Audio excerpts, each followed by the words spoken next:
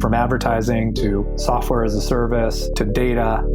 Across all of our programs and clients, we've seen a 55 to 65% open rate. Getting brands authentically integrated into content performs better than TV advertising. Typical lifespan of an article is about 24 to 36 hours. If we're reaching out to the right person with the right message and a clear call to action, then it's just a matter of timing.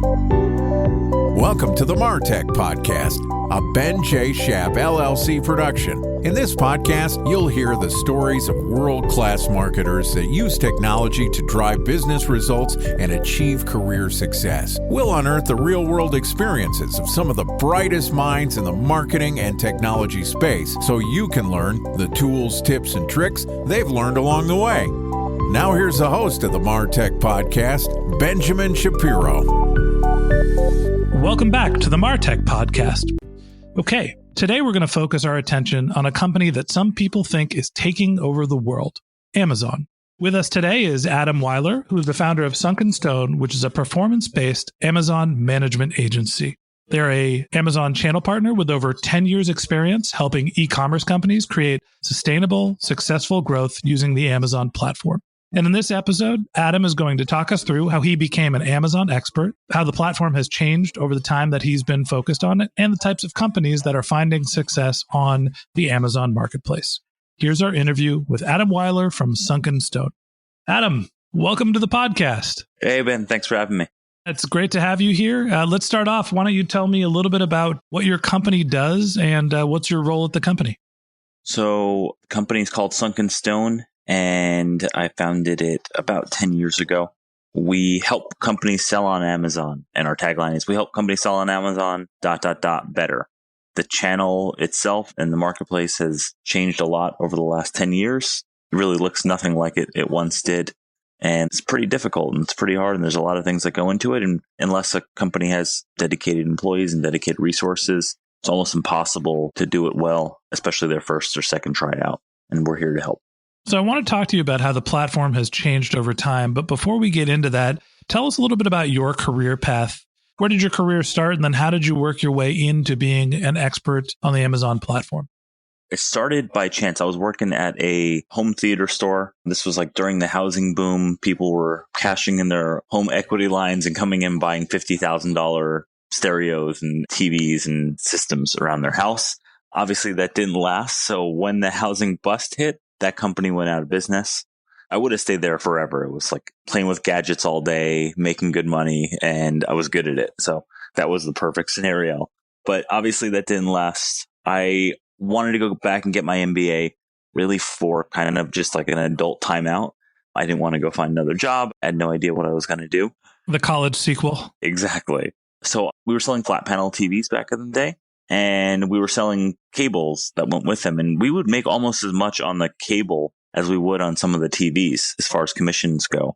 So in between this break where I'd been accepted to the MBA program at San Diego State, go Aztecs, I had this summer off and I sent a bunch of emails out to sites like Global Sources and some other random websites. And I got a reply back from some manufacturers. Took a credit card cash advance and bought 1,000 HDMI cables. And I had them shipped over here. I actually had them shipped to my house in San Diego. And I remember I negotiated with the factory and asked them how much shipping was. And they quoted $300. Well, apparently that was $300 per box instead of $300 per the entire shipment. And there's 10 boxes. So I'm in the whole $3,000 in addition to the cost of the cables off the bat. So I'm like, oh, shit. By the looks of where you're recording this interview, it looks like a very nice house. So I'm assuming you sold all the cables. Yes, eventually. So I listed these cables multiple places on the internet, Overstock, eBay, and Amazon. And Amazon had just rolled out their FBA program, the Fulfillment by Amazon program. What does that mean? So if you sold something on eBay, you had to ship it and pack it and print out the envelope and take it to the post office. And I was doing that every day with like 100 cables in this big bag. That's kind of a pain in the ass. Amazon had this program where you can send in any number of units, call it 100 units in a box. They would break it down, they would store it. And then anytime someone on Amazon went and ordered something, one of their Amazon warehouse employees would go get the product, put it in a box, put the Amazon tape on it, and ship it out. And I didn't have to do anything.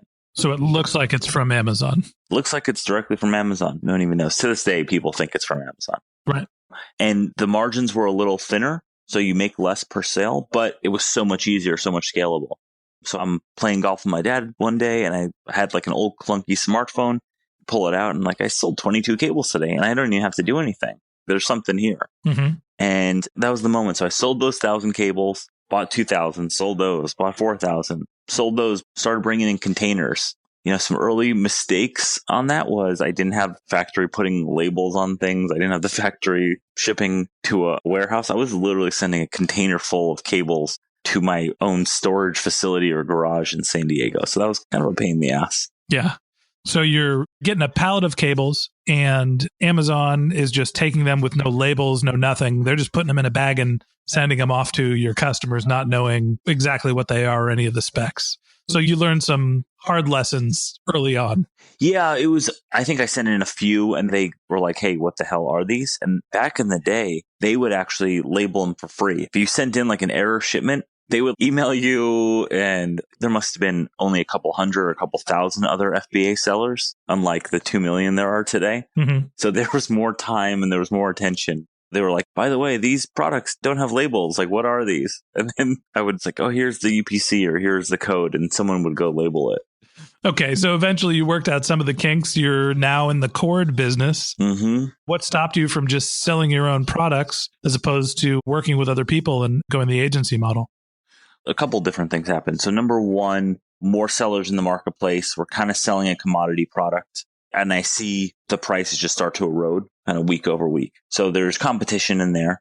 But then also at the end of the year, I'm selling these cables. I have no cash. I have a ton of inventory and I have this huge tax bill. And the accountant's like, yeah, welcome to the physical product business. And I was like, this isn't fun. There's got to be a better way to do this. So you're running a successful business in the sense of creating a lot of revenue, but you have a ton of overhead in terms of physical space and then obviously the tax implications.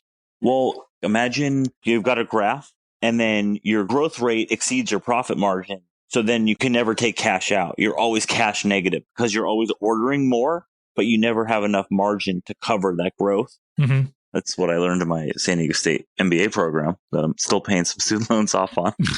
So you did end up going back and getting the MBA. Yeah, it was really awesome. It was like case studies on my business. It was pretty awesome. Mm-hmm. I had a couple of years of experience of doing sales and in the business world, so it was more applicable. Yeah, the MBA program was awesome. I graduated with a 2.3 from my undergrad, and I graduated with like a 3.8 in the MBA program. So you found the area that you wanted to focus on. You're running a successful business in terms of the growth. All of a sudden, you're getting great grades and you pop out of the MBA program and you go right into the agency world, or how did you make the transition? Let me take a step back. So I am selling all these cables and we're actually putting these cables in envelopes before I'm sending them into FBA or before I'm sending them for an eBay order or an overstock order. So I'm like, hey, I did this with cables. Let me find some envelopes. So I start sourcing these envelopes and selling them the same way. And it was the same process. And then after that, some friends started coming to me like, hey, you're doing this. Can you do this for us? Mm-hmm. And I didn't have any models worked out. I was like 28 at the time. So did that a couple times. Some failed, some succeeded. Didn't really know what kind of the secret sauce was or what I was looking for in certain products. And then the biggest opportunity I emailed someone on LinkedIn looking for the product. So I had this kind of dog treat and my dog growled at me when I tried to take it from them. And I was like, oh, this is the only time she's ever growled at me in my entire life. There's something here. You found the crack for dogs.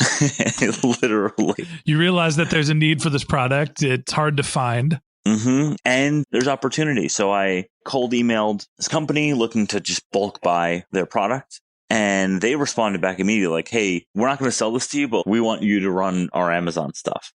Okay, that sounds fortuitous.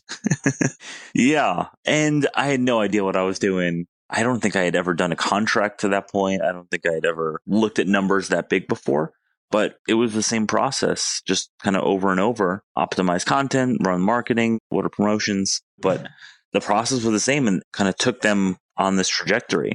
And after that, they were like, thank you very much for your time. Here's a nice check and have a nice day.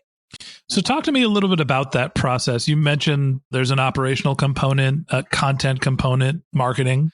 Walk us through just sort of the foundation of setting up an Amazon store. What are the basics? Yeah. So for basics, there's a ton of great podcasts and resources and videos that are out there.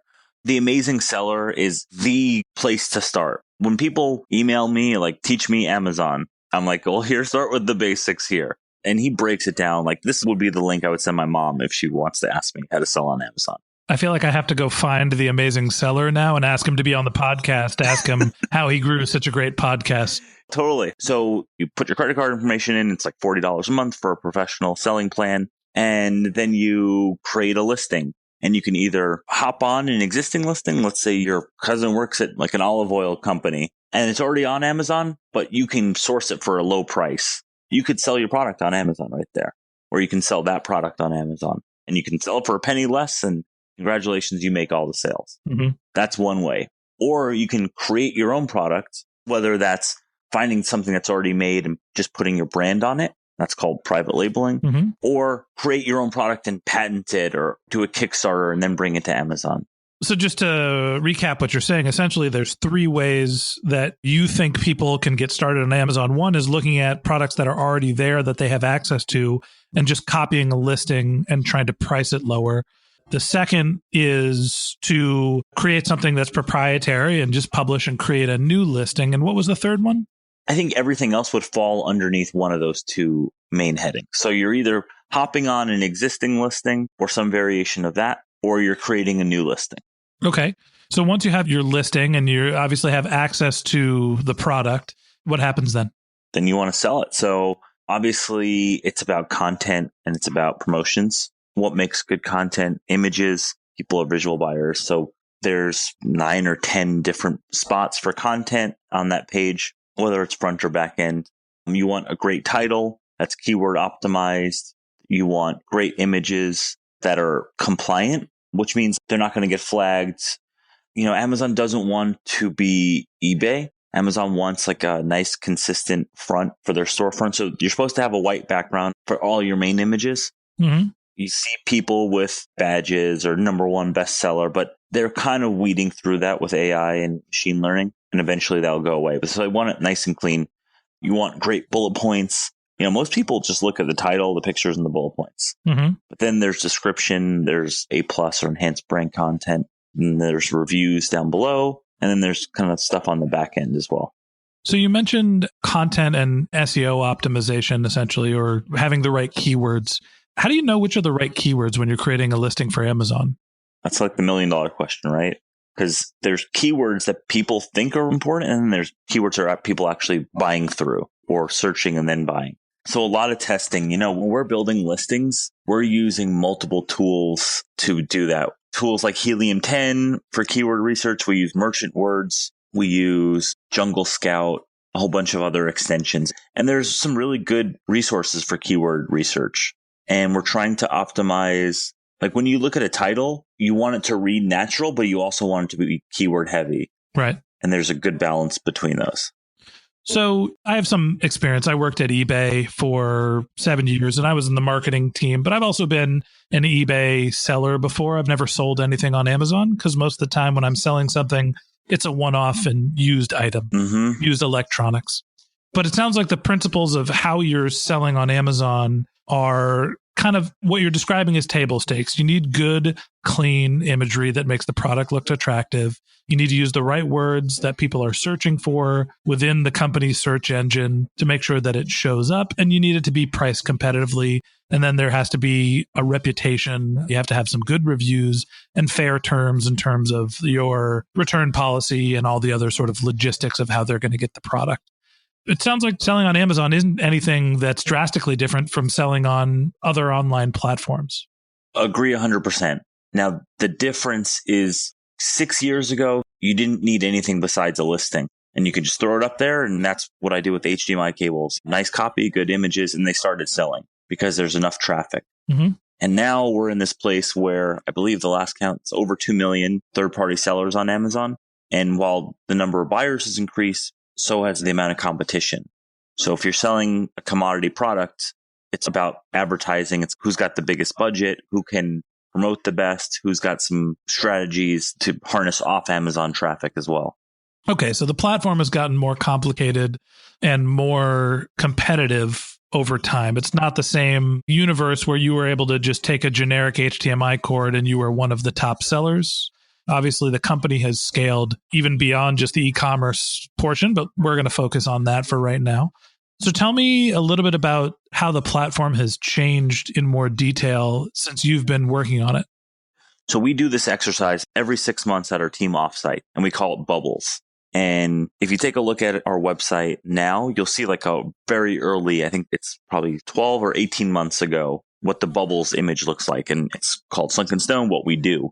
And there's maybe 10 bubbles on there. And every 6 months, Amazon rolls out so many new programs and they kind of just throw it at a wall. Like, hey, you log into your Seller Central account, which is where you go to sell, and you'll see a new tab and it's like promotions and coupons and lightning deals and subscribing. So they'll literally just add a ton of new features that no one really knows how to use. So we'll have to get up to speed super quick and becoming experts at it. And it's awesome in the fact that they're adding so many more levers, but it is a little frustrating to a newbie seller. So it sounds like when you started working on the Amazon platform, it was really an even playing field, right? It was about who was able to optimize their keywords, who had good pricing, and what products looked the most attractive. And I get the sense that now it's shifting to less of an even playing field where new sellers can get their products in front of people as easily. Is that true? Is it an even playing field? And if not, why? Great question. So if you've got a unique product and you've got something special, you can still make some great headway. However, if you're trying to compete with the 1 millionth LED light bulb, you're going to need something that differentiates you. And whether that's software on the back end, different keyword tools, different promotions tools, programmatic ad buying tools. So across our software stack, as far as plugins, we're spending roughly $2,500 to $3,000 a month on these tools that we're using: listing monitoring, inventory management, customer service, things that make us efficient, especially as we grow our SKU count. So talk me a little bit through that before you go on. There's plugins that you're using that are helping you make different parts of your business more efficient. Tell me sort of how that stack is put together. And are those things that you plug into your Amazon seller listing? Are they Amazon plugins or are they third-party software that you use independently of the platform? Yeah, all third-party software. And Amazon actually just created a marketplace for these plugins. They realized, hey, we've got 2 million sellers. We can make our own app store, give a little more security, because you're giving access to your Amazon account to these plugins. So I've actually been hesitant to try some of the new cutting edge ones until they get vetted by the community. But Amazon just created this app store, this kind of walled garden, and they're going to start to let people develop inside that. Mm-hmm. Inventory management, keyword research, listing monitoring, customer service, buyer messaging, all these contribute to that software stack. Interesting. Okay, so there's an overhead investment for you to be able to optimize the various listings that you manage. Tell me about some of the companies that you work with. And are you specialized selling electronics, cables? What's the area that you focus, or is it pretty much anything within the Amazon universe? We have a lot in health and personal care, like supplement space. But we really run the gamut from handmade hammocks from Mexico, dog products, pet products, and personal supplements. So it's really a wide variety, because what happens once you learn the system and once you know how to sell one thing on Amazon, it really is a replicatable process. Like what we say internally is we've got 500 SOPs for every brand we onboard, and then we've got 500 SOPs for every product within that brand. What's an SOP? Standard operating procedure. So that's someone on our team creates a screen video or a screen share of them doing the process, and then they're kind of narrating over it. And then we send that to another person on the team to chop up into like a Google Doc. Got it. And that's really enabled us to just really systematize everything. Mm-hmm. So tell me a little bit about the scale for some of the customers that you're working with. When somebody is working on an Amazon store, I'm sure it varies much by the product, but what is the general ROI that you see on a product, and what's the volume? Well, if I could get that 100% accurate, I would go be a bookie in Las Vegas or a professional gambler. How about the range? Yeah, we get asked, like, how much could you sell for me on Amazon? So what we say as a rule of thumb, whatever you're doing off Amazon, Amazon should add anywhere from 20 to 40% incrementally if it's managed correctly. So if a brand's doing $1 million off Amazon through their own e-commerce stores or through retail, when we pull all the levers and do what we do, we should be able to get at least 200 to 400,000 incremental. In fact, what we often see, because we're managing it correctly, we often see their other channels increase in sales too. So if they're doing really well on Shopify because of their AdWords or because they've got a great Instagram presence or that they know Facebook or they know YouTube advertising, once we get Amazon dialed in, their Shopify goes up as well. So it's kind of a win-win scenario. Okay, I think that's a great place for us to stop today. Thanks for joining this episode of the MarTech podcast. Thanks to Adam for being our guest. And in part 2 of our interview, which we'll publish tomorrow, Adam is going to walk us through some of the best practices and strategies that he implements for his clients to maximize their ROI using the Amazon Marketplace. If you can't wait until our next episode and you'd like to learn more about Adam and Sunken Stone, go to sunkenstone.com. And if you'd like to read the transcript of this podcast, we published it on our website, which is martechpod.com, martechpod.com. If you're a subscriber to the MarTech podcast, I just want to stop and say thank you very much. We want you to feel like you're a member of our community. So if you ever have any questions, comments, if you'd like to reach our guest, feel free to reach out to me directly at podcast@benjshap.com or on Twitter. Our handle is benjshapllc. You can also find us on LinkedIn and Facebook. We'd love for you to leave us a review in the Apple iTunes store. And if you haven't subscribed yet already and you want a weekly stream of marketing and technology knowledge in your podcast feed, in addition to part 2 of this interview with Adam Weiler, we've got some great episodes lined up for you in the next week. So if you're interested in learning about topics like paid social advertising, growth hacking, B2B marketing, hit that subscribe button in your podcast app. Okay, that's it for today. But until next time, my advice is to just focus on keeping your customers happy.